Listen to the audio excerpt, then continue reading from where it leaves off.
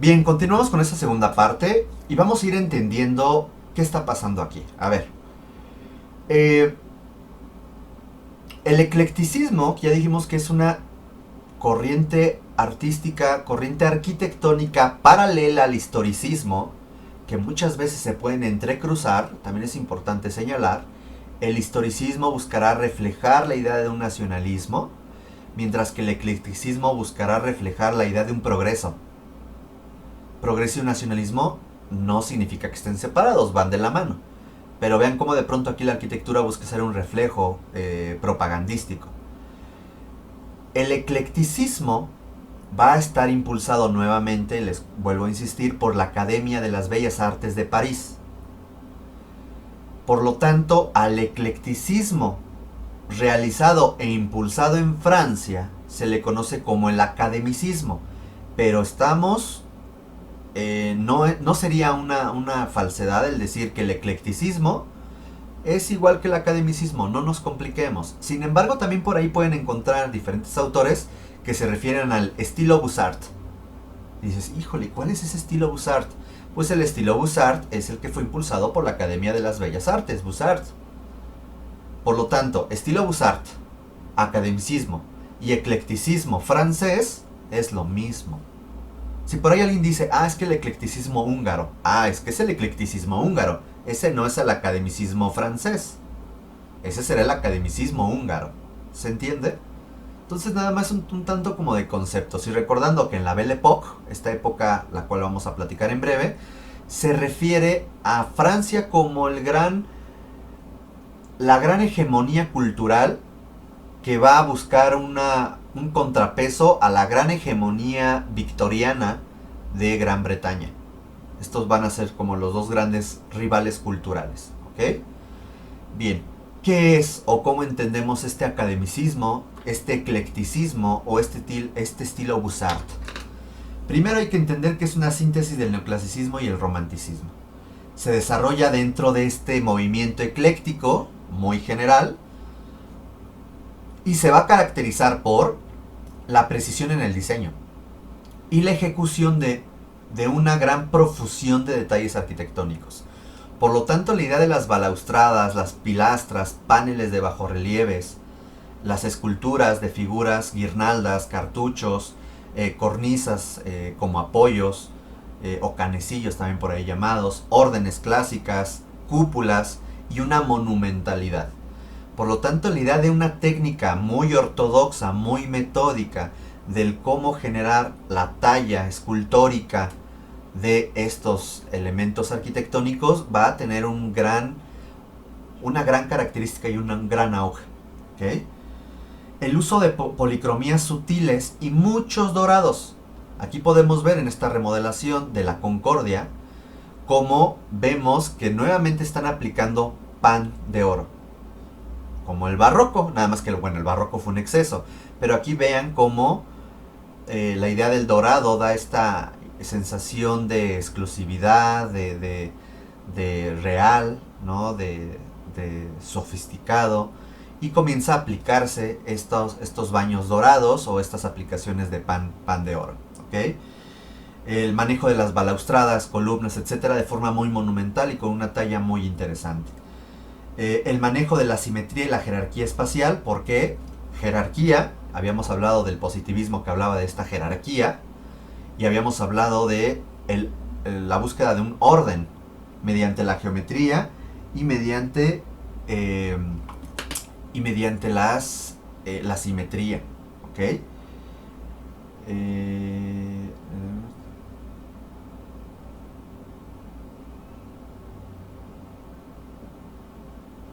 Ok, perdón, bien.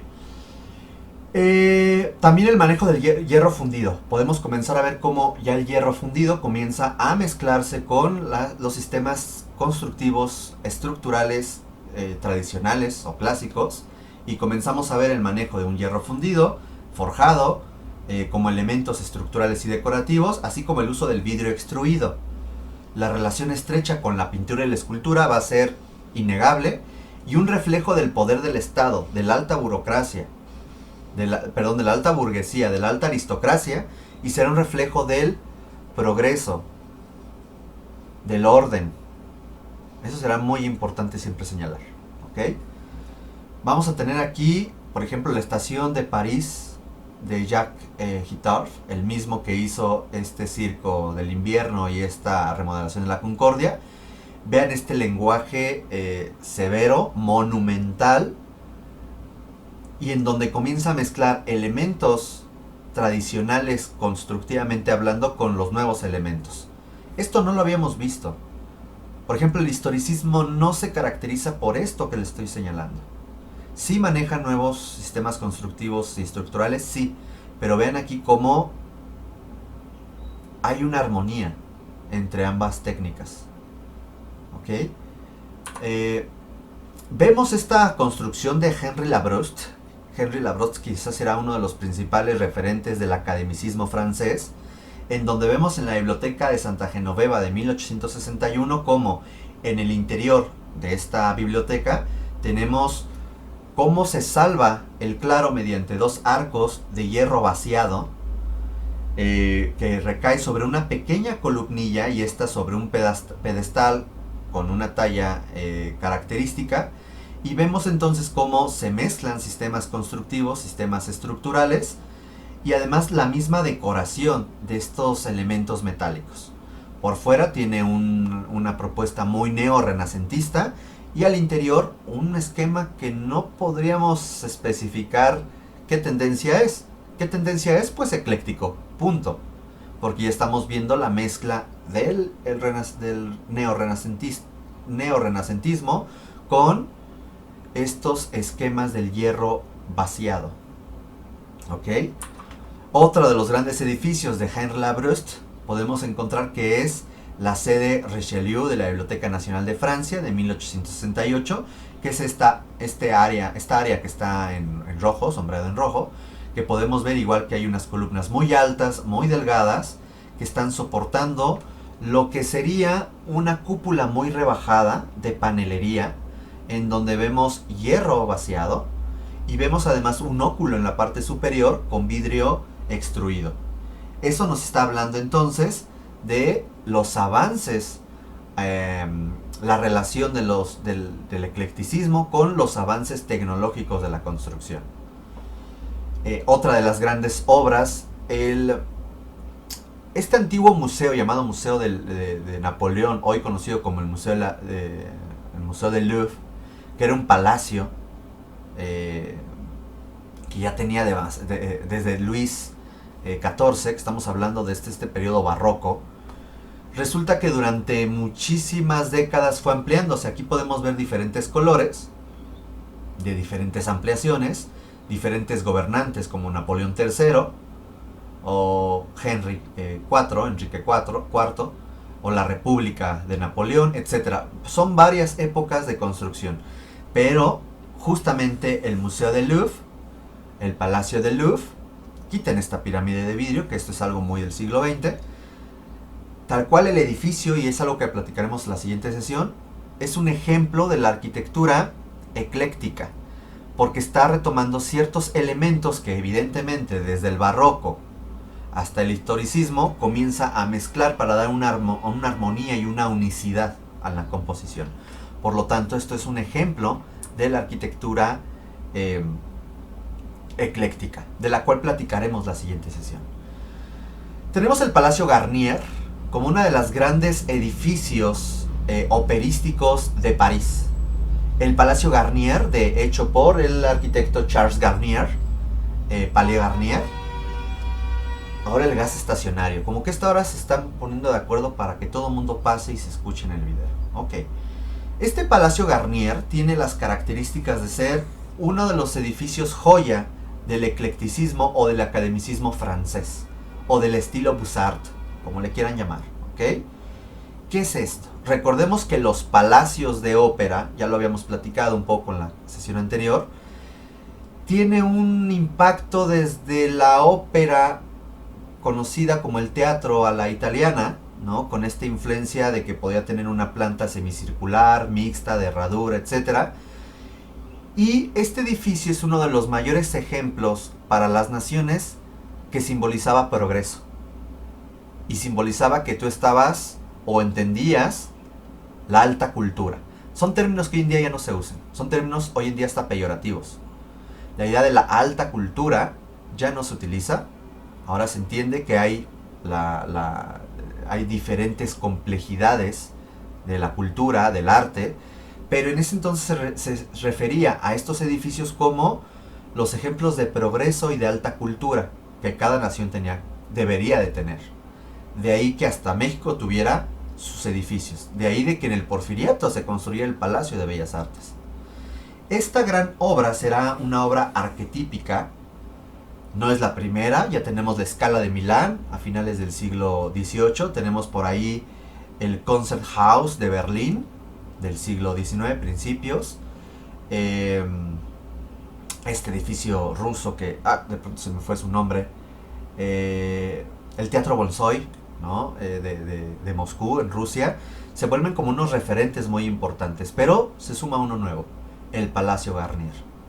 Este Palacio Garnier, antes de poder hablar del Palacio Garnier, tenemos que situarnos en la música. Sí, la música.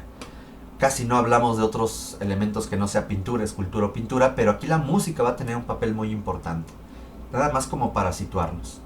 Se habla de la música clásica en coincidencia con lo neoclásico. ¿Ok? Entonces el neoclasicismo artístico en música se le va a conocer como la música clásica.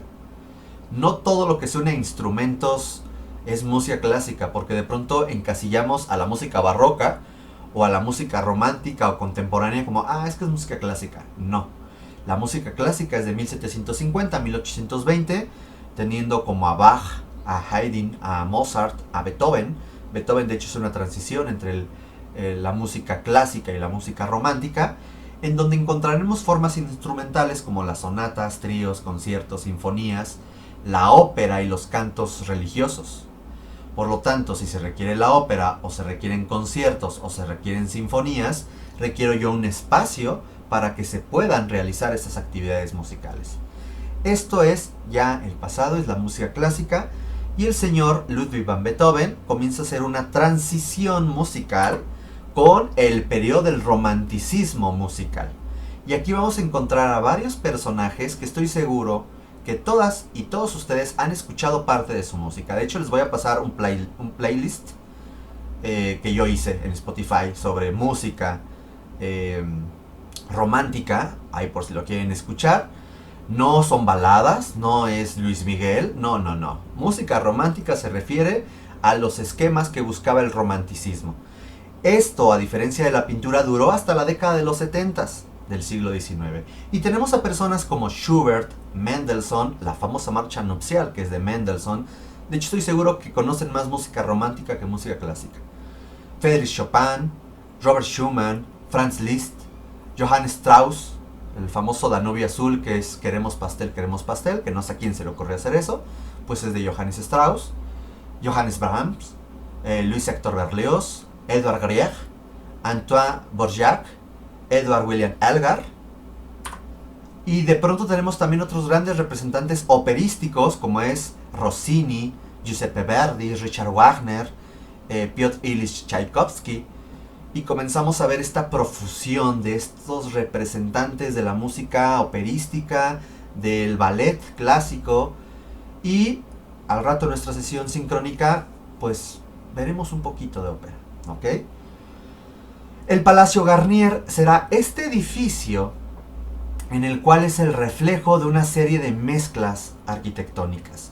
La fachada nos recuerda un poco, sí, a un neoclásico, pero de pronto tenemos estos elementos escultóricos que en proporción ya nos parecieran ser tan neoclásicos. Vemos las esculturas que rematan esta cúpula, una cúpula muy rebajada, y de entrada podríamos decir, la fachada me evoca a un neoclásico, ¿sí? Sin embargo, muy decorado, cosa que el neoclasicismo no tenía. La idea de estos medallones o estos tímpanos en cada uno de los frontones circulares no era muy común. De hecho, podemos ver aquí dos estatuas, las doradas, que son alegorías. Cómo se hacía la alegoría de la armonía y cómo se hacía la alegoría de la poesía, ¿no? Se hacía una alegoría corpórea mediante una mujer alada con esos instrumentos o con una serie de atributos que se refieren a la poesía o a la armonía. De pronto por ahí tenemos a Apolo, ¿no? Que se refería a este dios de las artes de los romanos. De pronto por ahí tenemos el busto de Mozart. De pronto por ahí tenemos una serie de bustos de diferentes músicos. Aquí podemos ver, aquí, acá, comienzan a inmortalizarse ciertas personas. Tenemos en los tímpanos alegorías que se refieren a la coreografía, a la poesía lírica. Tenemos esculturas que nos hablan de la armonía, la música, la danza, el drama lírico, el idilio, la cantante, la canción y el drama. Los edificios de ópera buscan ser un reflejo de la pintura, de la escultura, de la música, de la danza, de la arquitectura. O sea, lo que se conoce como las 7 bellas artes, de la literatura. Evidentemente hay música o hay textos que se cantan, ¿no? Entonces vean cómo se busca la conjunción de todo esto. Si hablamos de teatro, pues el teatro tiene una diversidad de géneros, ¿no? Desde lo cómico, lo trágico, el drama, etc. Y cómo se busca a través de muchas alegorías buscar reflejar estos elementos muchas veces intangibles, ¿no? ¿Cómo vas a representar el drama? El drama, y hablamos de género, ¿ok? ¿Cómo representamos la armonía? ¿Ok? Y ahorita por tiempo también no podemos hablar a detalle, pero se vuelve un elemento muy importante en el eclecticismo, las alegorías. Vean el interior es una chulada. Vean estas escaleras que, por cierto, aquí en México se suele decir, es unas escaleras muy porfirianas. No, son escaleras muy eclécticas, muy academicistas, muy francesas.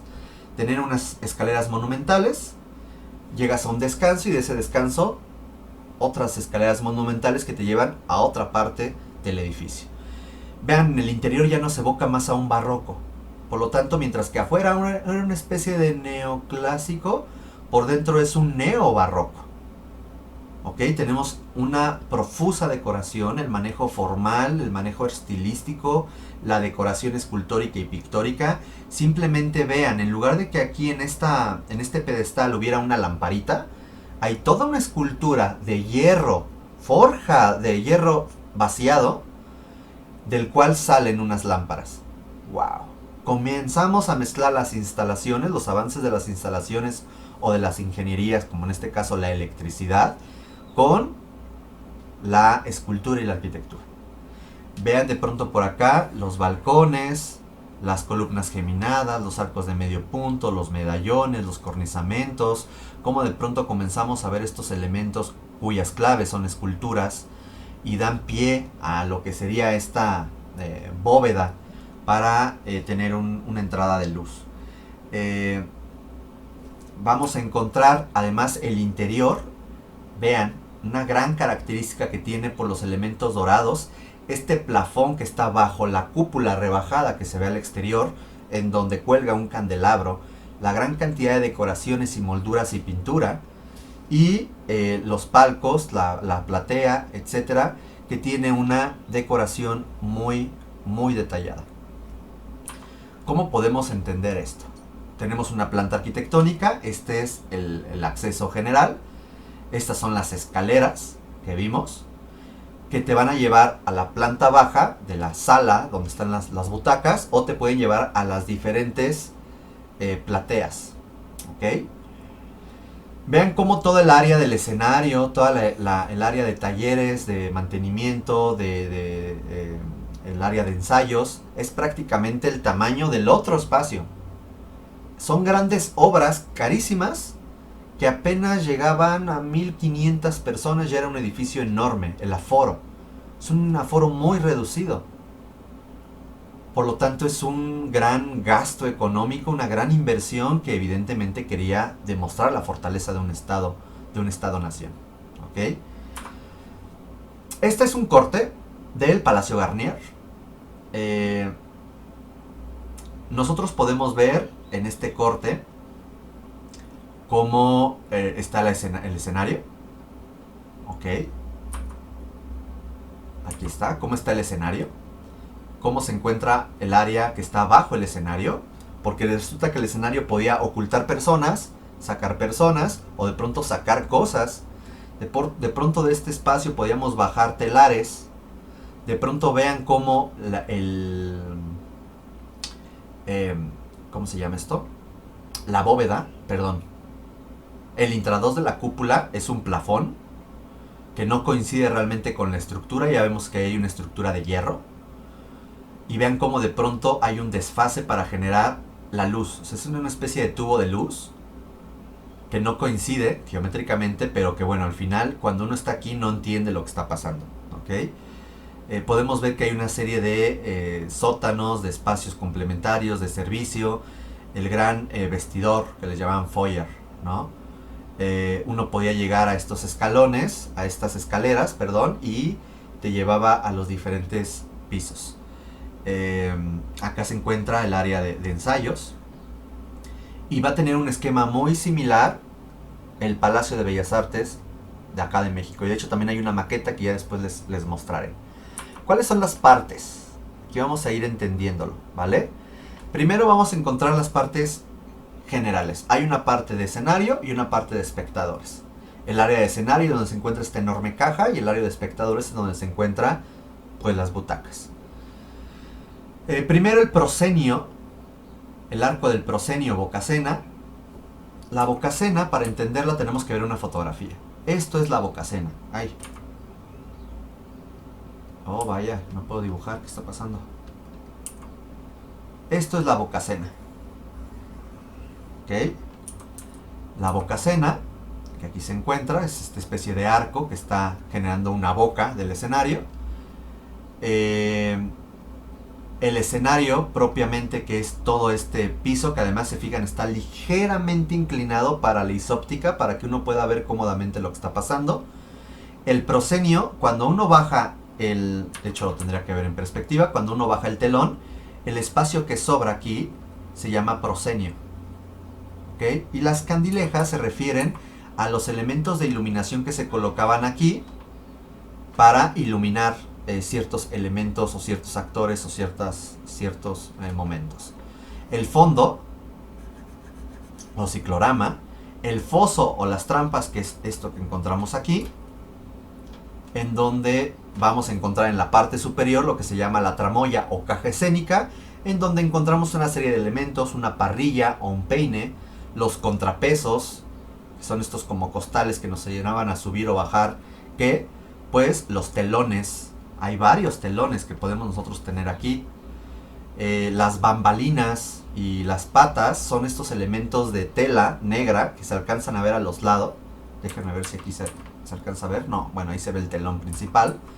Pero siempre que ustedes vayan a una obra de teatro, fíjense cómo a los lados hay unas telas negras y arriba también. Esto nos ayuda para la acústica y se les llama las bambalinas. De ahí la idea de las trasbambalinas. La gente que está atrás de ahí viendo o apoyando, o los actores que están esperando a salir a escena. Los puentes y los balcones, bueno, son esta serie de elementos metálicos que están en la parte superior para que los técnicos puedan ayudar a subir, poner luces, etcétera, etcétera. Y el bambalinón es este elemento que está aquí.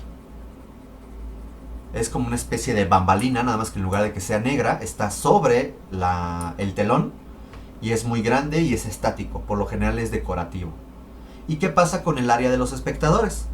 Tenemos el foso de la orquesta, este espacio en donde se pone la orquesta, el patio de las butacas o la platea, que es todo esto, que puede tener 1, 2 o hasta 3 diferentes cuerpos o secciones, la platea alta, que por lo general termina siendo este esquema elevado del patio general de las butacas. Por ejemplo, esta es una platea, lo que llaman platea general, y la platea alta. Y los palcos, que son todos estos pisos en donde hay una serie de butacas con vista al escenario. Es muy importante aquí que cuidemos la acústica, de ahí la idea de estos paneles o de esta forma de herradura o semicircular que ayudaba a la acústica. La idea de las telas, la idea de ciertos elementos blandos, maderas, etcétera, nos ayudaba también a absorber o a regular las reverberancias y las vibraciones. Y la isóptica. La isóptica hay horizontal y hay vertical. Aquí se buscaba que en donde te sentaras pudieras ver y escuchar adecuadamente. ¿Ok? Esta es una de las grandes obras justamente de la ópera, el Palacio Garnier. Vean la cantidad de detalles, vean de pronto cómo una ménsula se convierte en una escultura. Vean cómo las órdenes clásicas, los balcones, que son se me fue el nombre, los palcos, etcétera, tienen una gran decoración, un gran lujo, símbolo del progreso y del poder de Francia. Por el tiempo no me va a dar, valga la redundancia, el tiempo de ver la Belle Époque, pero vamos a iniciar y lo continuamos la siguiente sesión, ¿vale? Resulta que ya para 1870 Europa estaba consolidada en grandes potencias ya. La reina Victoria en Gran Bretaña, Napoleón III con el Segundo Imperio francés, Guillermo I de Alemania, Víctor Manuel II de Italia, Francisco José I del Imperio Austrohúngaro, Alejandro II como el zar de Rusia, Isabel II como la reina de España y Leopoldo II como el rey de Bélgica. Estos señores van a comenzar además a expandirse sobre otros territorios. ¿Por qué? Porque la industrialización requiere un gran consumo de materias primas. Cuando de pronto países como Bélgica, que son países muy pequeños, no tienen la cantidad de materias primas para el desarrollo industrial que tiene que hacer, buscarlo en otros lados, como mediante el comercio, sí, pero de pronto el comercio a lo mejor no era lo más ventajoso económicamente hablando. Entonces, ¿qué hacían? Establecerse en lugares en donde quizás nadie reclamara. América ya había sido atacado, invadido por España, por Portugal. Estaba América para los americanos. Recordemos esta idea de la doctrina Monroe de Estados Unidos, que ya para este entonces ya tenía todo el norte de México. Ya era una potencia emergente aún, ¿ok? Nada más estaba esperando con que alguien se metiera con él como para explotar, ¿no? Lo que aprovecharía en la Primera Guerra Mundial. En la Primera y Segunda Guerra Mundial. Entonces, resulta que estos buscaron ahora dividirse África. De ahí que de pronto hasta Bélgica tuviera colonias en África. Alemania tuviera colonias en África, ¿no? La región del Congo, etc. Resulta que va a haber un hecho muy importante en 1871, justamente entre estos dos individuos. Resulta que ahí se va a dar una guerra, la guerra franco-prusiana, antes de que se formara propiamente el Imperio Alemán. Prusia, como el gran referente de los estados alemanes, vence, aunque ustedes no lo crean, al que era como el que nadie vencía, que es a Francia. Poco de contexto que tiene que ver con los mexicanos. ¿Se acuerdan cuando uno dice es que Maximiliano lo impuso Francia? Bueno, Napoleón III fue el que propuso a Maximiliano de Habsburgo para que gobernara y que a través de este señor pudiera Napoleón contrarrestar el poderío emergente de Estados Unidos. Y que de pronto se habla de que sí, Estados Unidos apoyó a las tropas juaristas y que de pronto las tropas francesas tuvieron que huir. De hecho, la intervención francesa, la famosa guerra del 5 de mayo, también fue bajo su gobierno. Pero no nos cuentan que llegó una segunda oleada y ahora sí los mexicanos no pudieron vencer, ¿no? Bueno, por ahí se habla de que las tropas francesas huyeron rápidamente del país. ¿Por qué? Porque resulta que estaba esta guerra en marcha. Entonces, Napoleón III tuvo que retirar a sus tropas francesas del territorio mexicano, dejando ahí al Maximiliano y sus tropas, que eran tropas austriacas y tropas de otros lados, pues a su suerte. Porque Francia de pronto dijo, ay caray, con Prusia. Y al final perdió la guerra.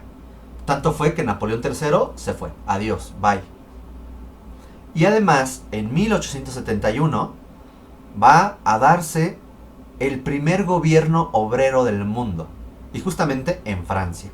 Resulta que hubo una revuelta obrera que se le llama la Comuna de París de 1871, que hicieron un gran destrozo. Ya saben, los franceses se la saben de revoluciones.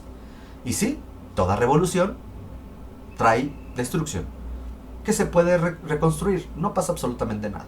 Hay que entender que son momentos políticos, históricos, sociales. Y este momento da pie a lo que se conoce como la Belle Époque. La Belle Époque, leo esto y con esto vamos a concluir de forma muy general. La Belle Époque se conoce como la época de paz y progreso. Muy positivista esto. De 1871 a 1914 tenemos que se consolida Francia, Gran Bretaña y Alemania como las potencias industriales. Se establece a Estados Unidos, Rusia, Bélgica, Austria, Hungría, Italia, Japón como potencias emergentes. Sí, Japón.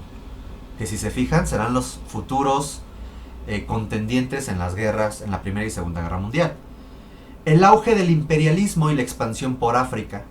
La organización de la mano de obra en sindicatos y partidos políticos, con corte socialista, conservadora o liberales. Y ahora no nada más son conservadores y liberales, ahora también están los socialistas. También por ahí surgen los anárquicos. Luego, en lo económico, la economía de la Belle Époque se va a caracterizar por ser una economía capitalista que comienza poco a poco a globalizarse, con un comercio internacional.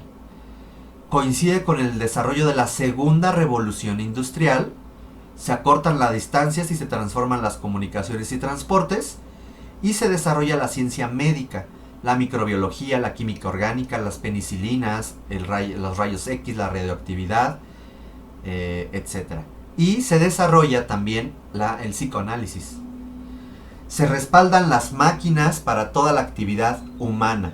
Las máquinas se van a convertir en los grandes desarrolladores o los grandes sustitutos de ciertas actividades artesanales humanas. Aquí tenemos dos imágenes, lo que se podría conocer como el inicio de la Belle Époque, donde tenemos al señor Otto von Bismarck, este canciller de hierro prusiano alemán, y un representante del Napoleón III dando su rendición. Híjole. Y otro de los hechos, junto con la Primera Guerra Mundial, que se considera como uno de los elementos que dan fin a la Belle Époque, es el hundimiento de un barco que hasta película tiene, el Titanic. Si nosotros vemos el interior del Titanic, tiene pues una gran decoración ecléctica. Y el Titanic, como la gran proeza mecánica, industrial, tecnológica de ¿quién? De Gran Bretaña, del periodo ya final del periodo victoriano, se nos hunde. Eso, y 2 años después, con el inicio de la Primera Guerra Mundial, eso va a generar el fin de la Belle Époque. ¿Qué es la Belle Époque? Una fuerte tensión. Hay paz, pero una fuerte tensión entre estos grandes países emergentes. ¿Y cómo coinciden con la segunda revolución industrial? El petróleo, el cinematógrafo, el teléfono, el automóvil, etc. Todo esto lo platicaremos la siguiente sesión. Les agradezco mucho, cuídense y nos estamos viendo pronto. Bye.